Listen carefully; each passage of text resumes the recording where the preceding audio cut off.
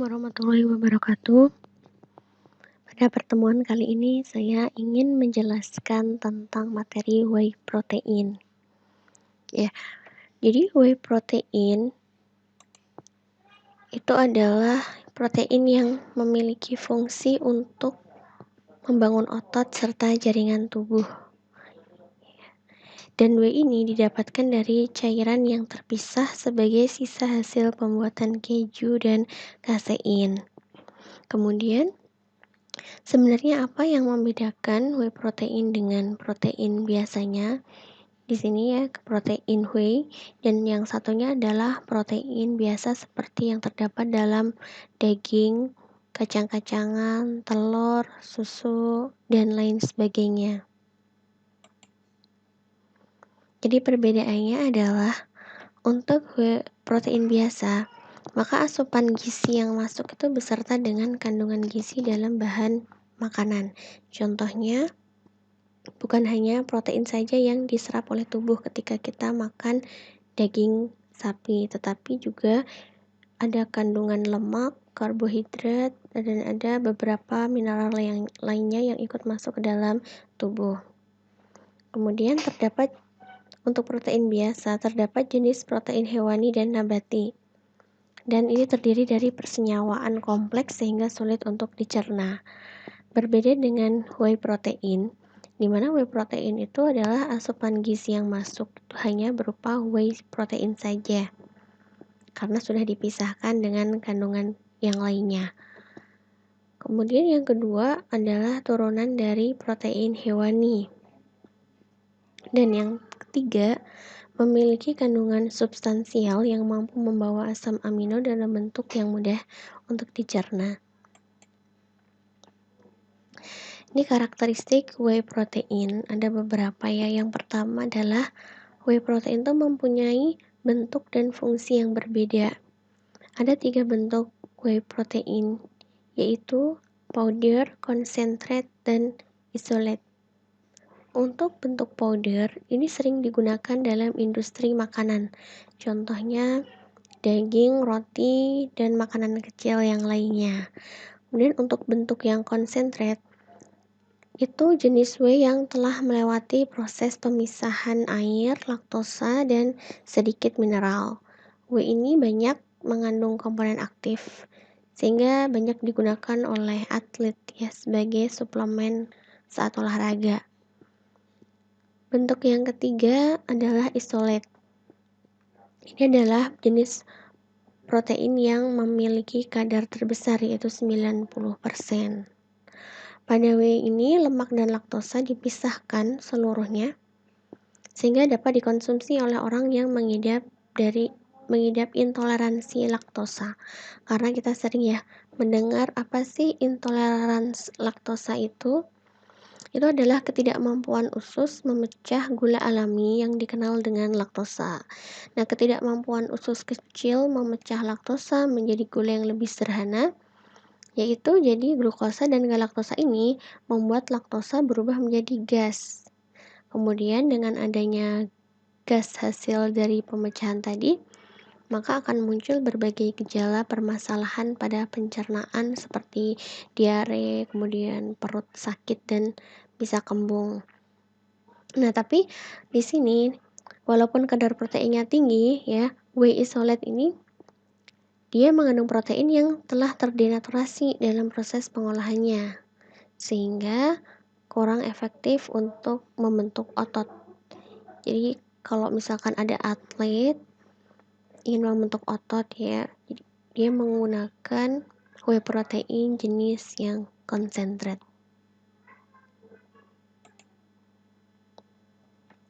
Dan intoleransi laktosa tadi ada 3 jenis. Yang pertama adalah intoleransi laktosa primer. Ini disebabkan karena setiap orang yang lahir itu akan menghasilkan cukup enzim laktase ya untuk memecah laktosa. Namun seiring berjalannya waktu, kemampuan menghasilkan laktase itu menurun dan akan menimbulkan gejala lagi saat dewasa ketika orang tersebut mulai minum susu. Jadi setelah lama tidak mengkonsumsi susu, ketika sudah dewasa minum susu biasanya ada yang diare. Nah, itu penyebab salah satunya jenis intoleransi laktosa primer. Yang kedua adalah intoleransi laktosa sekunder. Ini disebabkan karena efek samping dari operasi, contohnya pada usus. Selain itu, juga pernah mengalami sakit yang lain seperti muntaber. Nah, infeksi ini membuat kerusakan sementara bagi usus. Orang yang pernah mengalami muntaber akan mengalami mual, muntah hingga diare jika mengkonsumsi makanan yang mengandung laktosa. Yang ketiga adalah intoleransi laktosa keturunan, jelas ya.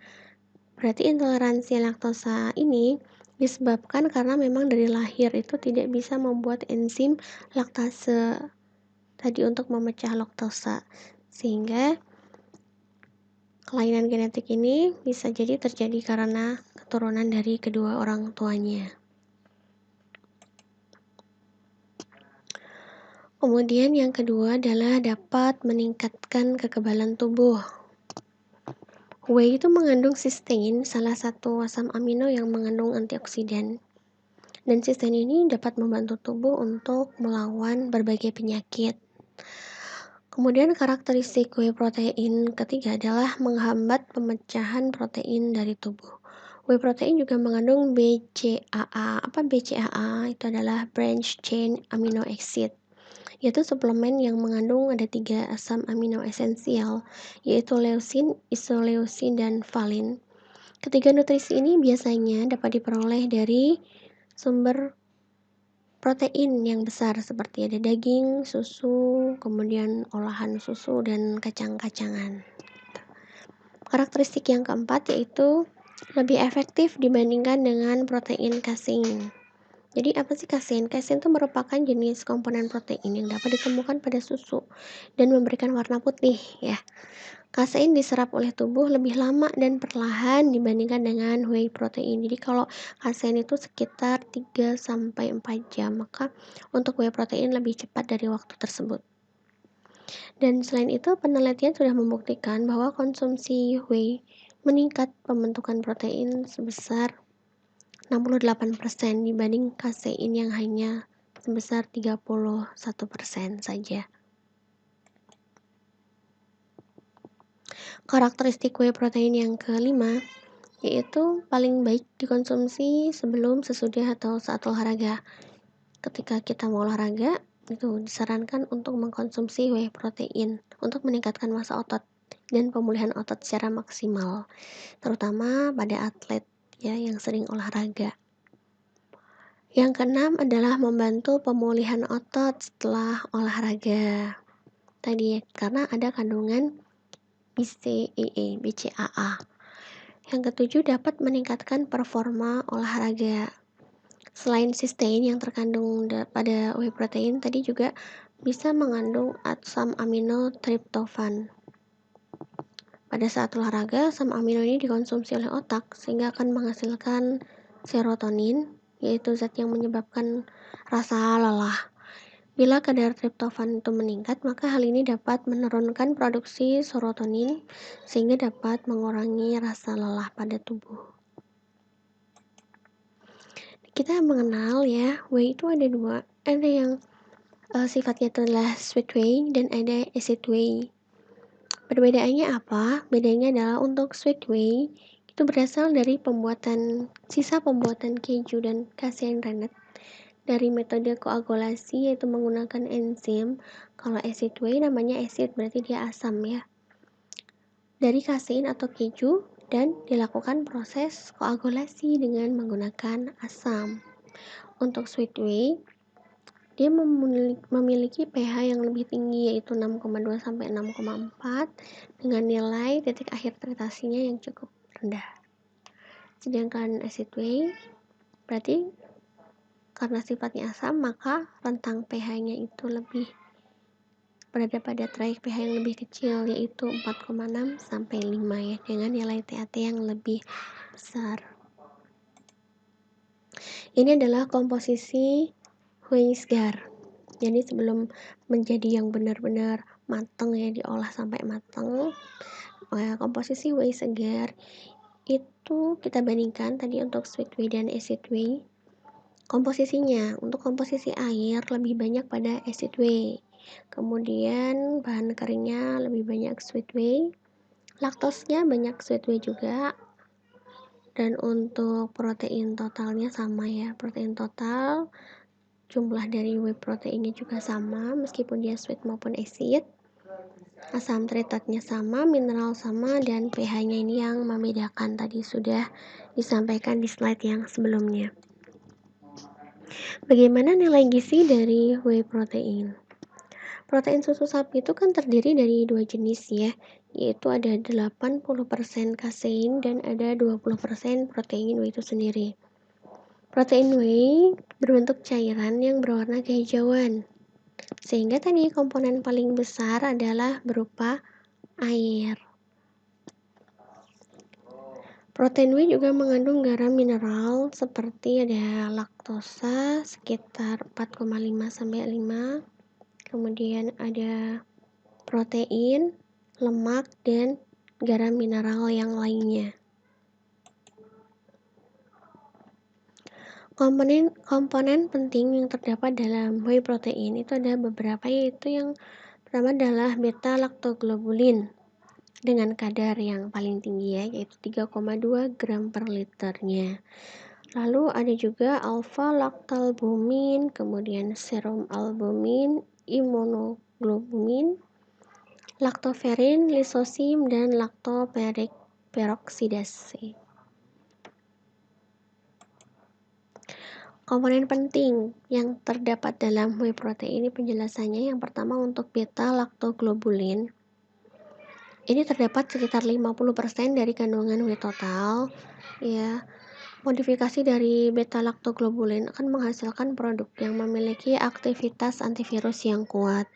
Kemudian alfa laktalbumin ini efektif sebagai agen anti kanker. Yang selanjutnya adalah ada bovine serum albumin. Ini mengandung BSA, mengurangi resiko kemungkinan seseorang mengidap berbagai penyakit seperti diabetes dan kehilangan daya tahan tubuh. Yang keempat adalah imunoglobumin. Ini sebagai protein susu bubuk karena mengandung antibodi yang cukup untuk membunuh E. coli.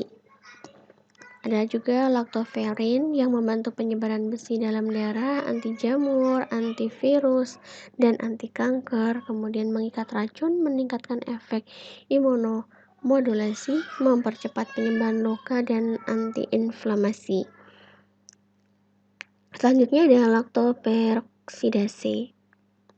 Ini dalam studi klinis di bidang kedokteran gigi terbukti untuk mengurangi akumulasi plak.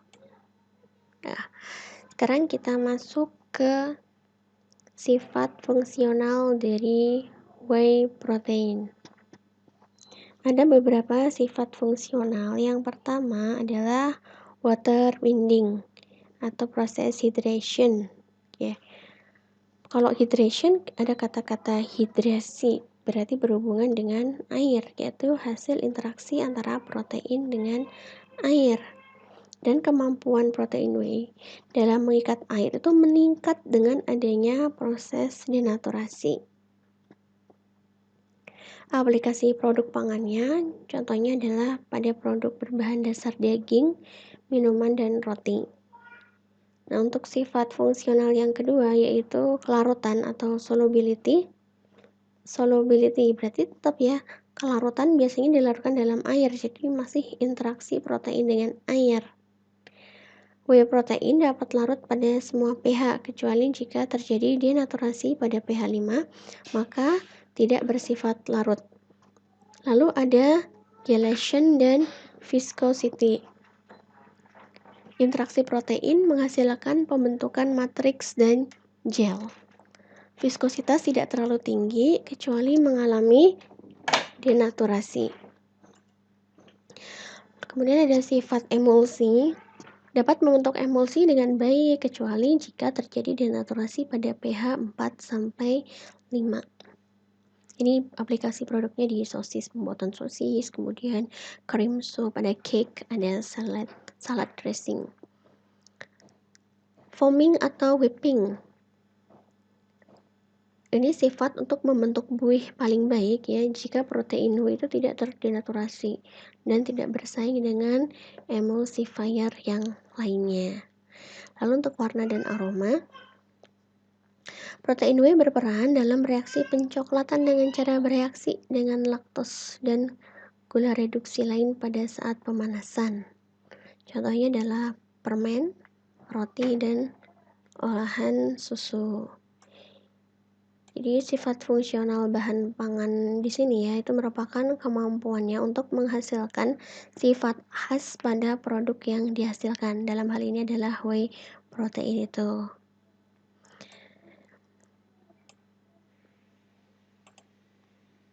Ini penjelasannya dari tabel yang tadi. Yang pertama adalah water binding. Water binding mengikat air ya tadi. Semakin banyak jumlah air yang dapat diikat, maka rendemen pengolahan akan semakin tinggi. Jadi semakin besar rendemennya. Untuk solubility, semakin tinggi suhu mengakibatkan terjadinya denaturasi yang akan menurunkan kelarutan, dan ini fenomenanya berbeda dengan protein pada umumnya. Karena bahan pangan umumnya itu meningkat kelarutannya dengan meningkatnya suhu, tetapi kalau di sini tidak ya, protein whey itu berkebalikan, semakin tinggi justru malah mengakibatkan terjadinya denaturasi yang akan menurunkan kelarutan, bukan meningkatkan kelarutannya. Ini solubility. Kemudian yang selanjutnya adalah gelasi. Gelasi itu pembentukan gel dapat terjadi karena adanya panas, tekanan, dan kation dari divalen. Gel protein whey itu sendiri terbentuk melalui dua tahapan. Yang pertama adalah tahap denaturasi protein dan pembentukan kembali jaringan dari molekul-molekul yang telah mengalami denaturasi. Ada dua jenis gel dari protein whey, yaitu gel yang terbentuk dengan adanya panas dan gel yang terbentuk pada suhu ruang. Tapi sebagian besar gel protein itu terbentuk dengan adanya panas. Kemampuan protein membentuk gel ini juga tergantung dari kapasitas pengikatan air, kemudian keberadaan lipid, garam, dan gula.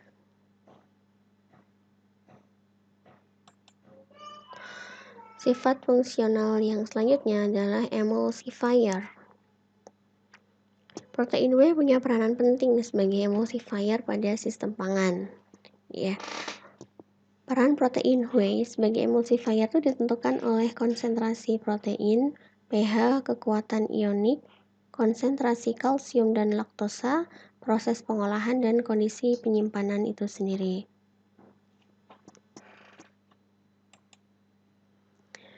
Untuk foaming, yaitu kemampuan membentuk buih, kemampuan membentuk buih itu adalah sifat protein whey yang sangat dipengaruhi oleh tegangan antarmuka antara udara dengan air. Pemanasan protein whey pada suhu 55-60 derajat Celcius akan mengakibatkan proteinnya, molekul-molekul protein itu menyebar secara cepat pada permukaan yang diikuti penyusunan kembali lapisan untuk memperangkap udara. Nah, sifat membentuk buih pada protein whey terutama dipengaruhi oleh tingkat denaturasinya. Protein whey yang tidak terdenaturasi memiliki sifat membentuk buih yang paling baik.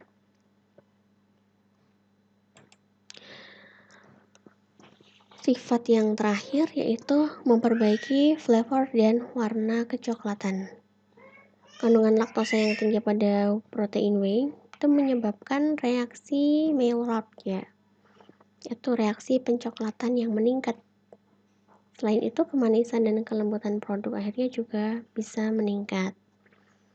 Whey membantu juga meminimalkan kehilangan flavor selama proses pemanggangan biskuit dan crackers. Kalau misalkan ini terlalu lama, biasanya dia akan semakin kehilangan rasanya ya. Nah, dengan adanya whey ini, dia meminimalkan kehilangan flavor tadi. Karena apa? Karena whey dapat membuat flavor lebih tahan terhadap proses pemanggangan. Ini proses pembuatan whey protein. Itu susu yang dihasilkan dari proses ini, ya. Susu yang dihasilkan dari proses ini mengandung 3,5% protein, kemudian 4% fat, lemak, dan 4,6% laktosa.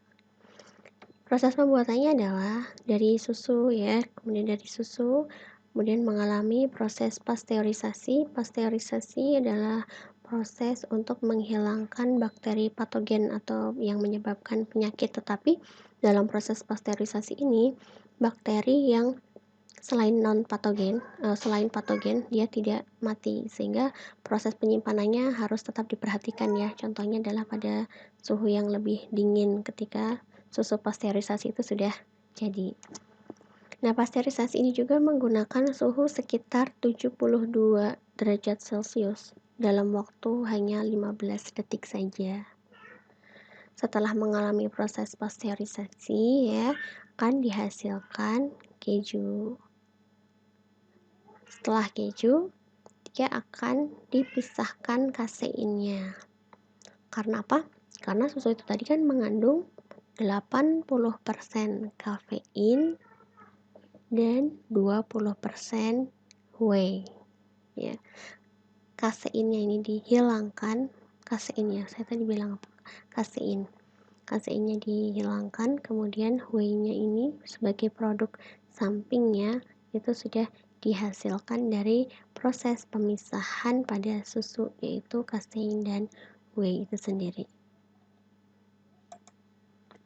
Ini ada video yang menerangkan bagaimana sih whey itu dibuat. Bagaimana sih whey protein dibuat? Whey adalah susu sapi yang diproses dengan baik untuk memperoleh protein yang murni dan mudah diserap tubuh.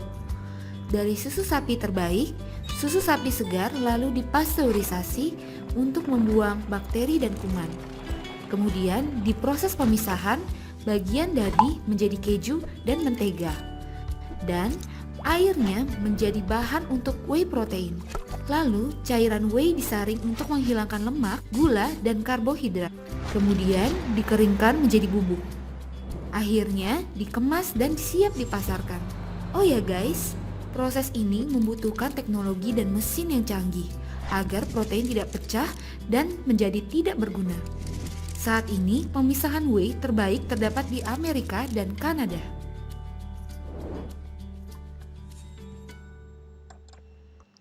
Semoga dengan adanya video ini tadi bisa membuat pemahaman tentang whey protein itu lebih jelas.